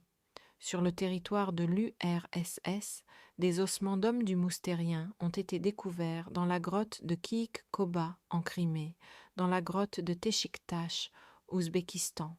Dans d'autres pays hors d'Europe, de tels restes ont été trouvés en Palestine, en Irak, en Afrique du Sud, à Java. Dans leur constitution physique, les hommes du Moustérien présentent souvent des différences très importantes entre eux, c'est pourquoi ils sont divisés en groupes distincts. Les découvertes palestiniennes, d'une part, et européennes, les Chapelet I, d'autre part, sont différentes. Par exemple, les découvertes européennes diffèrent également les unes des autres, mais dans l'ensemble, elles ont tellement de points communs que tous ces anciens hommes du Moustérien sont désignés par un nom commun, les Néandertaliens, d'après la découverte à Néandertal. D'après les découvertes européennes, le Néandertal était de constitution trapue, avec un squelette massif et une musculature puissante. Sa taille était petite, ne dépassant pas 155 à 165 cm pour les hommes. Comme le torse du Néandertal était relativement court et les courbures de la colonne vertébrale peu prononcées, il est possible qu'il marchait voûté et courait légèrement penché vers le sol. Les os massifs du pied du Néandertal de la grotte de Kikkoba en Crimée témoignent d'une telle démarche. Les mains du Néandertal, trouvées dans la grotte de Kikkoba, se sont révélées semblables à des pattes, caractéristiques du crâne du Néandertal, un front bas, fuyant, comme s'il s'enfuyait vers l'arrière, des arcades sourcilières très saillantes vers l'avant, fusionnant en un bourrelet supraorbitaire continu. La mâchoire supérieure est fortement projetée vers l'avant, les incisives sont grandes et spatulées, il n'y a pas de menton saillant. Le cerveau des Néandertaliens, et c'est bien plus important que les caractéristiques externes du relief du crâne, était déjà considérablement développé. Outre son volume important, 1300 à 1600 cm3, sa structure révèle également des signes d'évolution ultérieure. Sur les moulages réalisés à partir de la cavité interne des crânes néandertaliens, on observe clairement le développement de certaines régions du cerveau, liées à la localisation des centres de l'activité psychique supérieure. Les lobes frontaux augmentent, le lobe pariétal s'agrandit.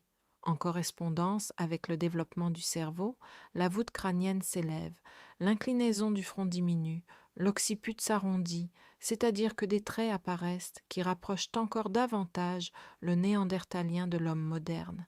Ces traits sont les plus nettement exprimés, comme nous le verrons plus loin, chez les néandertaliens, dont les restes ont été trouvés en Palestine. Outils en pierre moustérien. Le néandertalien ne s'est pas éteint ni retiré vers le sud, face au souffle glacial des glaciers. Au contraire, il a continué à se disperser continuellement dans de nouvelles régions et à développer davantage sa culture, en premier lieu à perfectionner ses outils et la technique de leur fabrication. D'anciennes haches manuelles, fabriquées par détachement de blocs, se rencontrent encore de temps à autre dans les couches moustériennes, mais l'importance décisive appartient déjà aux outils fabriqués par technique de débitage, à partir de lames et d'éclats détachés d'un nucléus discoïde. La technique de débitage se perfectionne. Si auparavant les noyaux avaient des contours irréguliers, ils acquièrent maintenant des formes définies et stables sous forme de disques, ce qui assurait des contours corrects des lames et des éclats. De plus, une attention particulière est accordée à l'époque moustérienne à la préparation spéciale des noyaux sur lesquels le coup était porté. Le remarquable archéologue russe Agorotsov a clairement démontré, à travers une série d'expériences systématiques qu'il a menées sur la fabrication d'outils en silex, l'importance de cette opération, remarquant que les longs éclats que je détachais du nucléus avaient une épaisseur plus grande vers le bas et se cassaient souvent avant d'atteindre la base inférieure du nucléus. J'ai commencé à tailler les extrémités inférieures des nucléus et cela a bien fonctionné.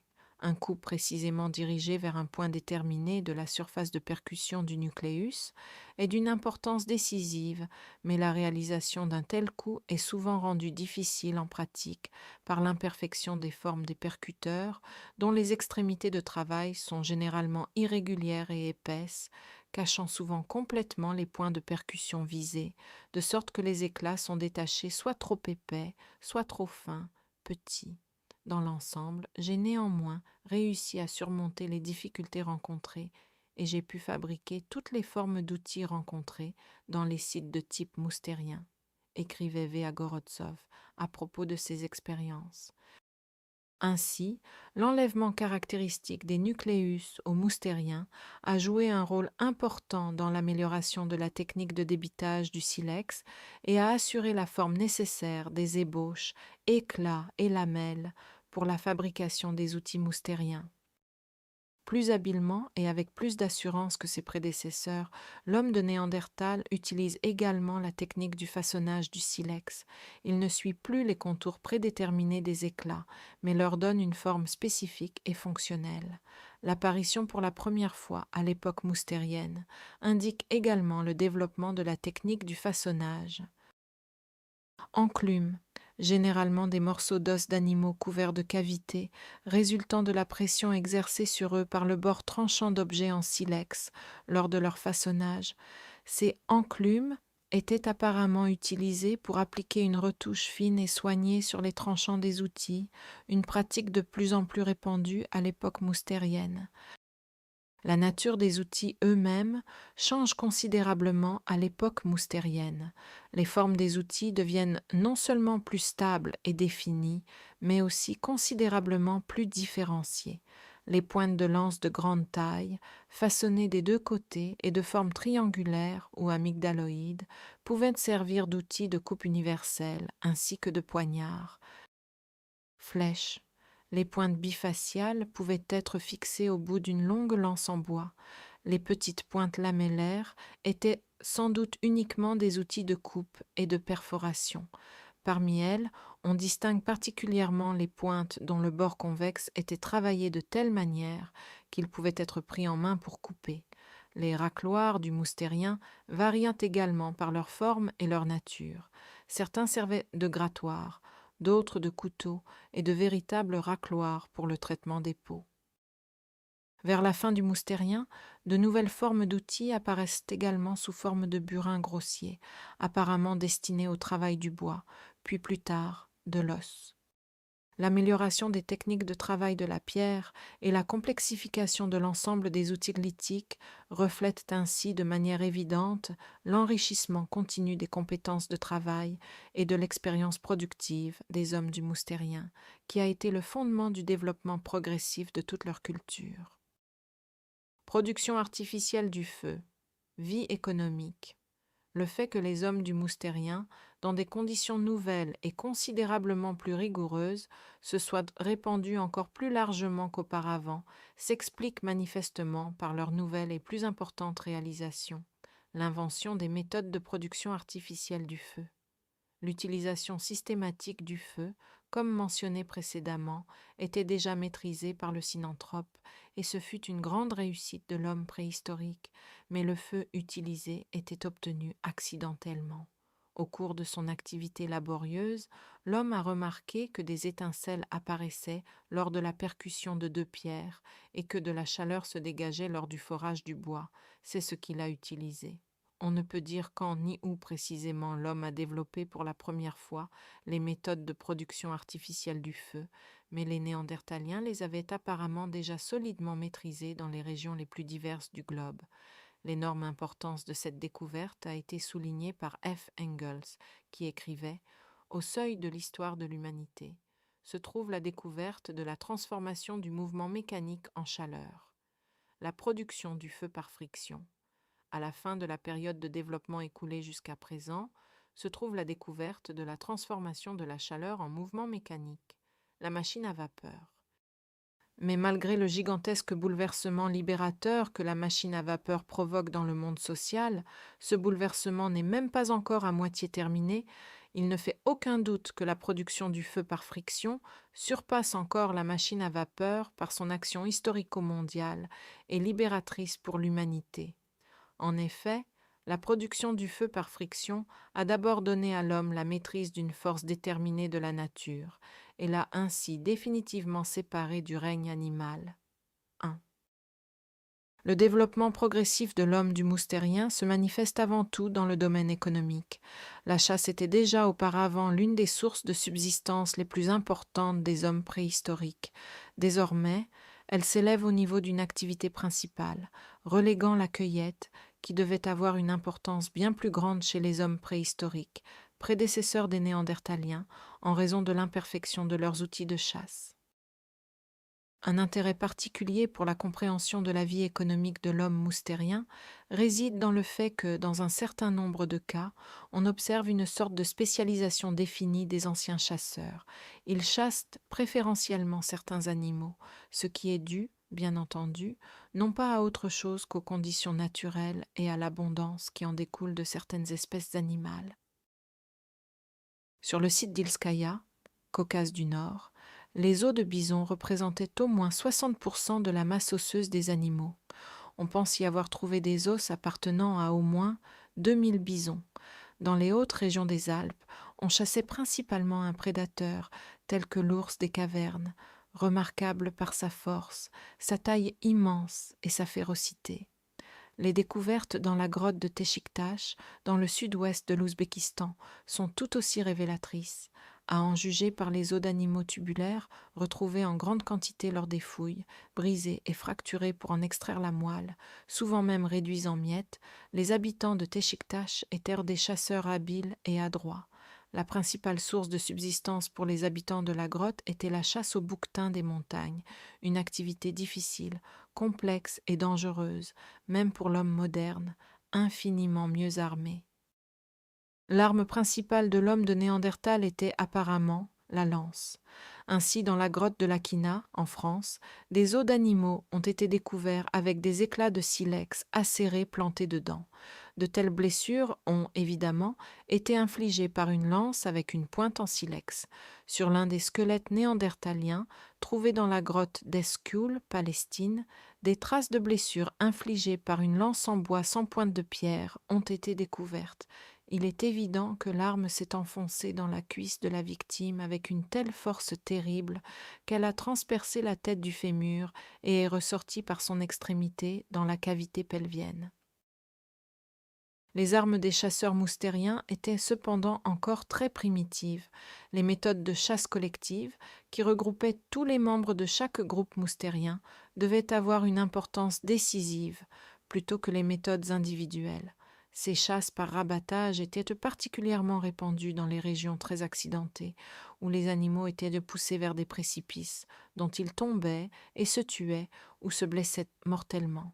C'est le cas par exemple de la région aux alentours de la grotte de Techikhtash, dont les habitants chassaient des bouquetins.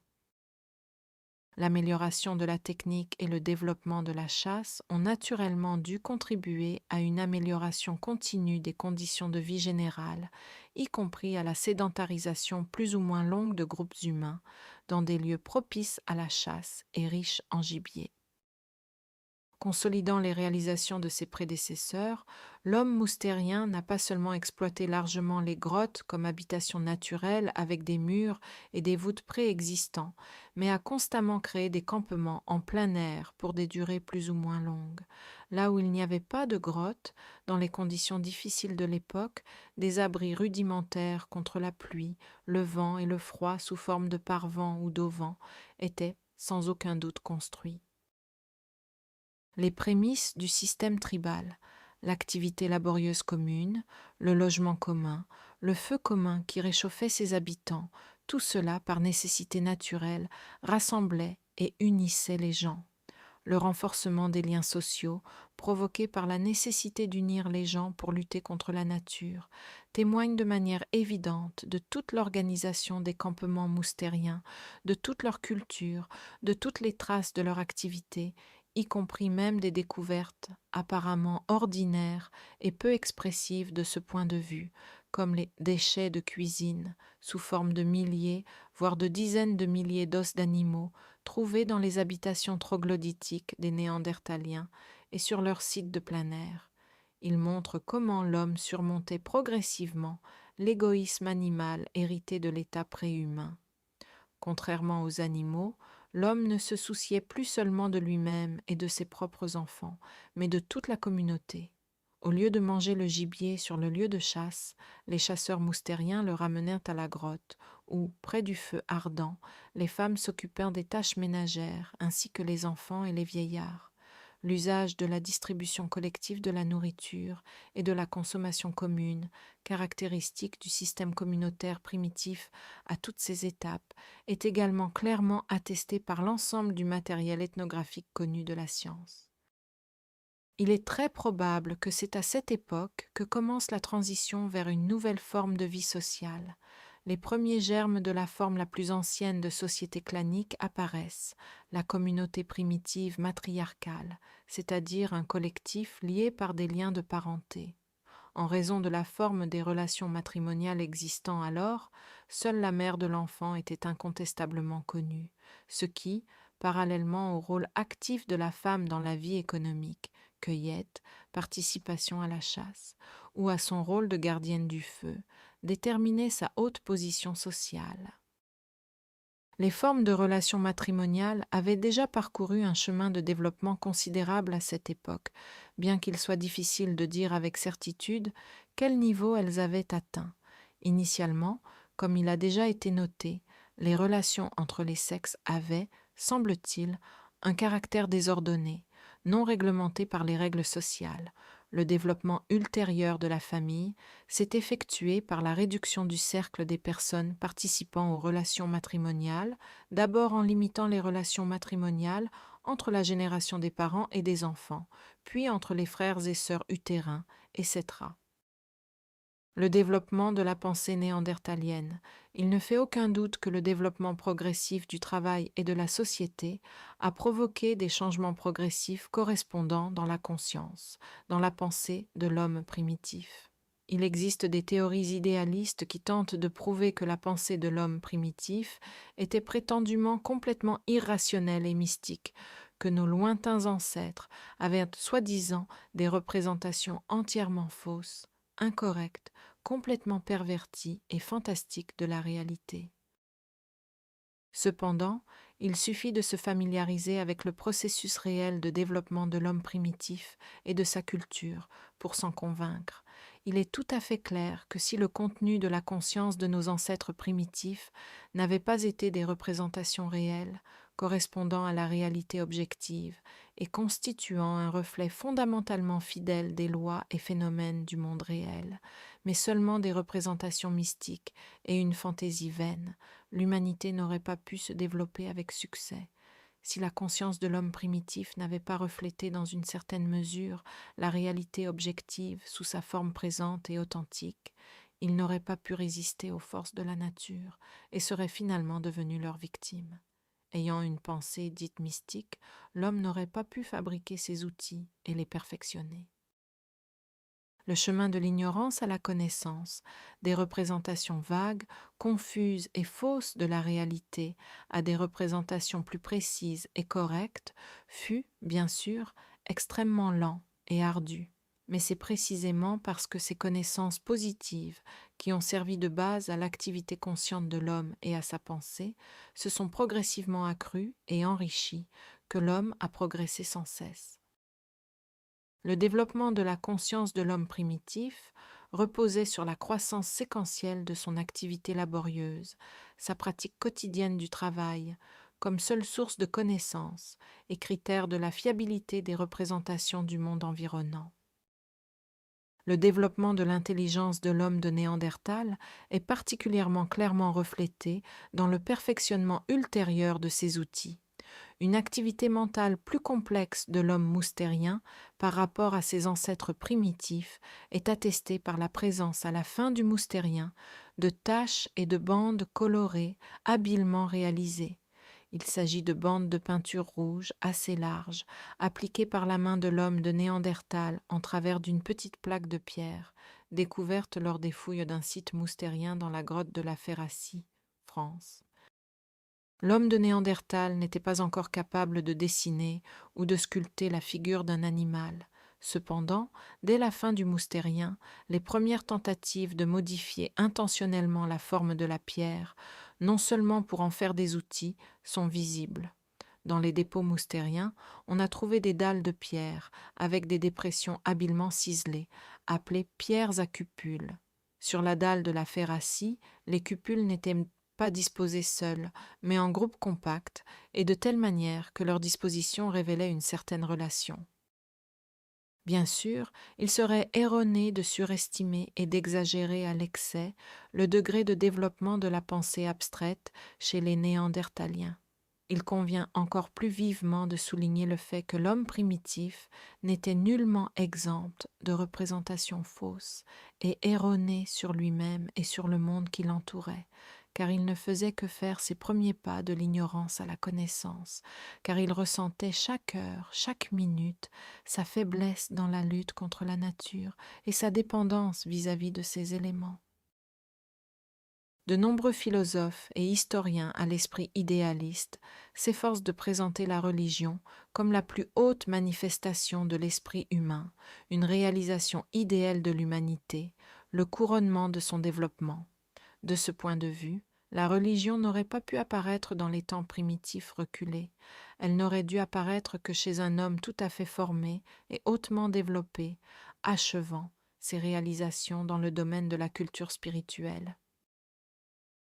D'autres philosophes réactionnaires et historiens idéalistes tentent, au contraire, de prouver l'éternité de la religion. Ils affirment que dès les premières étapes de son développement le plus ancien, l'homme n'avait pas seulement une religion, mais aurait reçu par révélation divine la foi en un Dieu unique, créateur de l'univers et source de tous les biens sur terre. En réalité, de telles représentations religieuses n'apparaissent qu'au cours du développement prolongé de la société humaine, dans une société de classe, tandis que les croyances religieuses primitives qui apparaissent chez l'homme primitif sont extrêmement rudimentaires. Ces deux points de vue réactionnaires et idéalistes sont complètement réfutés par tout le cours de l'histoire primitive de l'humanité. Ils sont démasqués par les faits, par les données archéologiques qui révèlent le temps réel et les conditions concrètes dans lesquelles naissent les germes des croyances religieuses primitives. En réalité, la religion est née de l'écrasement de l'homme primitif par les forces de la nature, comme un reflet fantastique de cette faiblesse et de cette humilité. Les données sur les plus anciennes sépultures, apparaissant à l'époque moustérienne, fournissent un matériel factuel sur l'émergence des prémices de ces croyances religieuses et fantastiques primitives. Des chercheurs ont découvert plus de 20 cas d'enterrement de corps de néandertaliens. Les plus remarquables d'entre eux sont signalés à Spy, Belgique, près de Namur, dans la grotte de la Bouffia, près du village de la Chapelle-aux-Saints, et à la Ferracie, France, où les restes de 6 squelettes ont été trouvés, sur le mont Carmel, dans les grottes d'Et-Tabun et d'Escul, Palestine, où les restes de 12 squelettes ont été découverts. En URSS, des sépultures moustériennes ont été trouvées en Crimée, dans la grotte de Kikoba, et en Asie centrale, dans la grotte de Téchiktash. Dans tous ces cas, il y a eu une inhumation intentionnelle des corps dans la terre. Les grottes, qui servaient d'habitat aux hommes, étaient utilisées comme lieu de sépulture, mais des inhumations à l'extérieur des grottes ne sont pas exclues. Dans certaines grottes, les inhumations ont été effectuées à plusieurs reprises. Parfois, les corps des défunts étaient déplacés, peut-être, dans des excavations préexistantes, dans des fosses à coucher. Dans d'autres cas, des fosses spéciales étaient creusées à cet effet, et même avec des efforts considérables. Des corps d'hommes et de femmes adultes, ainsi que des corps d'enfants étaient enterrés. Dans certains cas, on observe des sépultures de 2 squelettes d'adultes, placés côte à côte, ainsi que des squelettes d'un enfant et d'une femme. Grotte de Kikkoba, en Crimée. Une position déterminée des squelettes dans les tombes est également établie. Ils sont généralement couchés, jambes repliées, c'est-à-dire en position légèrement recroquevillée. Dans plusieurs cas, les 2 mains ou l'une d'elles sont pliées au coude et les mains se trouvent près du visage. Cette posture rappelle celle d'une personne endormie.